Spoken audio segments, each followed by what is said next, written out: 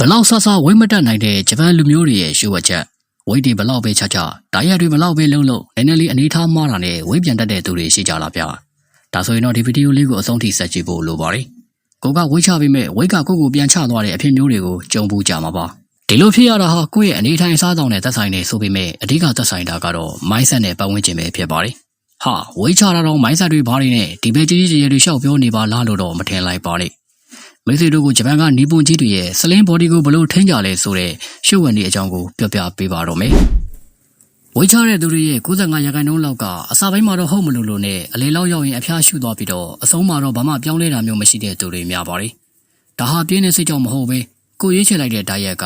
ကရေရှည်အတွက်အဆင်မပြေလို့ပဲဖြစ်ပါတယ်။ကျွန်တော်တို့ရဲ့လူခန္ဓာကိုယ်ဟာနှစ်ပေါင်း2သိန်းကျော်လောက်တည်းကမျိုးဗီဇတွေကိုလက်ဆင့်ကမ်းလာတာဖြစ်ပြီးတော့ဒီခန္ဓာကိုယ်ကြီးကို program ဆွဲထားတာက six pack တွေပေါ်လာတဲ့အထိလှပဖို့မဟုတ်ပါဘူး။အခက်အခဲတွေအန္တရာယ်တွေကြားထဲမှာလွယ်ကူစွာရုန်းကန်နိုင်ဖို့ဖြစ်ပါတယ်။ဒါကြောင့်ဝိချမယ်ဆိုရင်စစ်ဘက်ပေါ်တာတွေဘာတွေကိုခဏမေးထားပြီးတော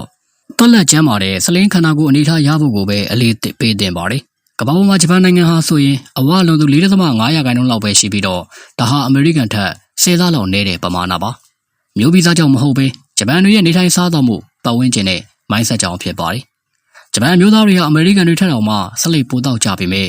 စလင်းဘော်ဒီနဲ့အသက်ရှည်ရှည်နေထိုင်နေကြတာဗျ။ဒါဆိုသူတို့ကဂျင်းရုံကိုသွားပြီးတော့ခန္ဓာကိုယ်ပေးသွဲအောင်လေ့ကျင့်နေတာလားဆိုတော့လေလို့ပါ။ဂျပန်မှာတစ်နိုင်ငံလုံးပေါင်းမှာဂျင်းစောတဲ့သူက300%လောက်ပဲရှိပါတယ်။ကဲဒါဆိုရင်သူတို့ရဲ့ဝိတ်ကိုဘလို့ထိန်းကြလဲဆိုတော့ကိုလေ့လာကြည့်လိုက်ကြရအောင်။အလေ့ကျင့်နံပါတ်1အရသာခံတဲ့နည်းစနစ်ကိုအရင်ပြောင်းလဲခြင်းဂျပန်ကျောင်းတွေမှာငငယ်လေးတွေကကလေးတွေကိုအစားအသောက်နဲ့ပတ်သက်တဲ့အသိပညာကိုသင်ပေးကြပါတယ်။တခြားနိုင်ငံတွေမှာလို့မုတ်စားစင်းချိန်မှာကိုကြိုက်ရမှုကိုကြိုက်တဲ့နေရာမှာသွားစားလို့မရပါဘူး။ကျောင်းမှာရှိတဲ့အစားအသောက်ကျွမ်းကျင်ပညာရှင်ကအထူးဒီဇိုင်းဆွဲထားတဲ့နေ့လည်စာကိုသာအတူစားရတာပါ။ဒီအစားအသောက်ထဲမှာအရသာဆုံးအာဟာရဆုံးပါဝင်နေပါတယ်။ကျောင်းထဲမှာလည်းအသင်စားအစားအသောက်တွေအချို့ရည်တွေမရှိပါဘူး။ဒါကြောင့်ဂျပန်ကလေးငယ်တွေဟာတကယ်အစားအသောက်ရဲ့အနှစ်သာရကိုငငယ်ကလေးကရရှိကြပါတယ်။သူတို့ရဲ့နေ့လည်စာနည်းနည်းထဲမှာထမင်းဟင်းသီးဟင်းရွက်အသီးအနှံငါစတဲ့အာဟာရတွေကိုအလှပဆုံးပြင်ဆင်ပေးထားပါတယ်။အမေရိကန်ကကျောင်းတွေမှာတော့ကျောင်းအစားအသောက်တွေလီလံယူထားတဲ့ကုမ္ပဏီတွေ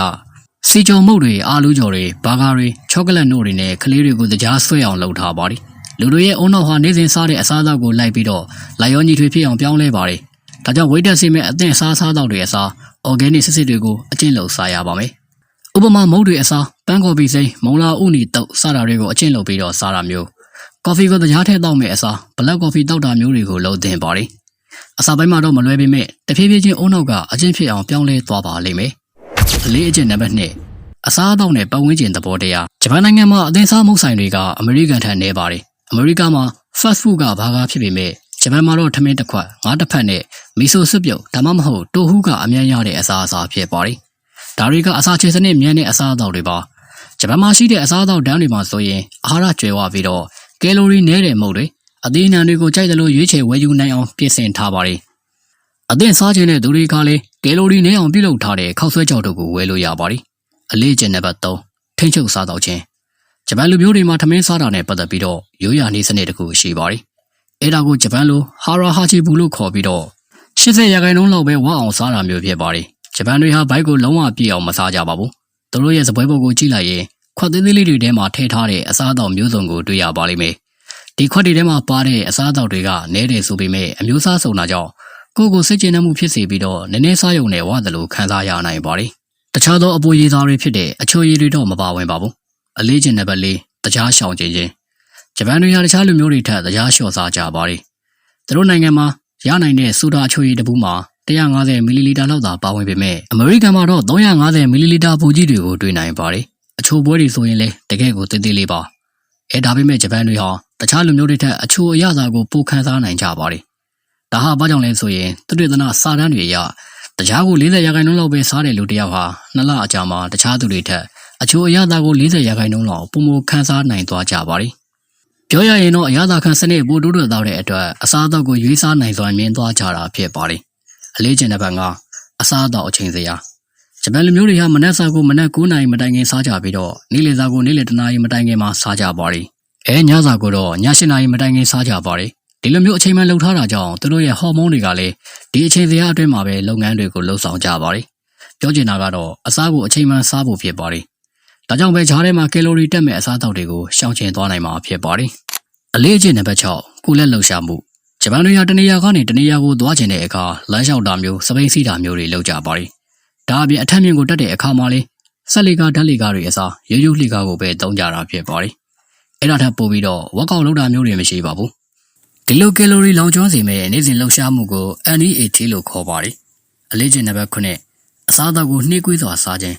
ဂျပန်လူမျိုးတွေကအစားအသောက်စားတဲ့အပေါ်မှာအတော့ကိုလေးစားမှုရှိတဲ့လူမျိုးတွေဖြစ်ကြပါတယ်အစားအစာကိုမြင်မြန်စားလိုက်လို့ခဏလေးနဲ့ဗိုက်ပြေသွားပေမဲ့အုံနောက်ကဗိုက်ပြေတယ်ဆိုတဲ့ခန်းစားချက်ကိုရဖို့အတွက်အချိန်မိနစ်20ယူရပါတယ်ဒါကြောင့်မြင်မြန်စားလိုက်ပေမဲ့ဗိုက်ထက်စားနေတာမျိုးတွေကိုကြုံရတာပါဒီလိုနဲ့အများကြီးတွေထပ်ဖြစ်မိရင်ဘွေးတွေတက်ကုန်တာဖြစ်ပါတယ်နေပွန်ကြီးတွေကတော့အစားအသောက်ကိုဖြင်းချင်းစွာဝါပြီးတော့အရသာခံစားကြပါတယ်ပြီးတော့သူတို့ဟာအစားအသောက်ကိုလမ်းသွားရင်းနဲ့မစားတတ်ကြသလိုအလုပ်လုပ်ရင်လည်းမစားကြပါဘူးဒီလိုလုပ်တာကအစားအသောက်ကိုမလေးစားရချပြီးတော့အစားစားဖို့အတွက်မအားတဲ့ကြားကနေပြီးတော့တီးတန့်ပြင်ဆင်ပြီးအချိန်ယူကစားကြပါတယ်ဒီလိုလုပ်ခြင်းအပြင်ကိုယ်ဘော်ဒီကိုစလင်းဖြစ်စေမဲ့အစားအသောက်တွေကိုစိတ်တိုင်းကြပြင်ဆင်နိုင်တယ်လို့အချိန်ယူပြီးတော့လည်းအေးဆေးစားနိုင်ကြပါတယ်ကဲအခုပြောပြတဲ့အကျင့်တွေကဝိတ်ချနေတဲ့သူတွေအတွက်ဖြည်းဖြည်းချင်းတိဆောက်ယူလို့ရမယ်အလေးထားတွေပါကိုဘယ်လိုပြင်ဆင်မလဲဆိုတာကတော့မိတ်ဆွေတို့အပေါ်မှာပဲမူတည်နေပါတယ်ဒီနေ့ဗီဒီယိုလေးကမိတ်ဆွေတို့အတွက်အကျိုးသုံးတရားဖြစ်တော့မယ်ဆိုရင်တော့ကျွန်တော်တို့ရဲ့နေလေးအနာဒီမန် channel လေးကိုလည်း like and subscribe လေးလုပ်သွားပေးဖို့မမေ့ပါနဲ့အဆုံးထိကြည့်ပေးကြတဲ့တယောက်ချင်းစီတိုင်းကိုကျေးဇူးအထူးပဲတင်ရှိပါတယ်ခင်ဗျာ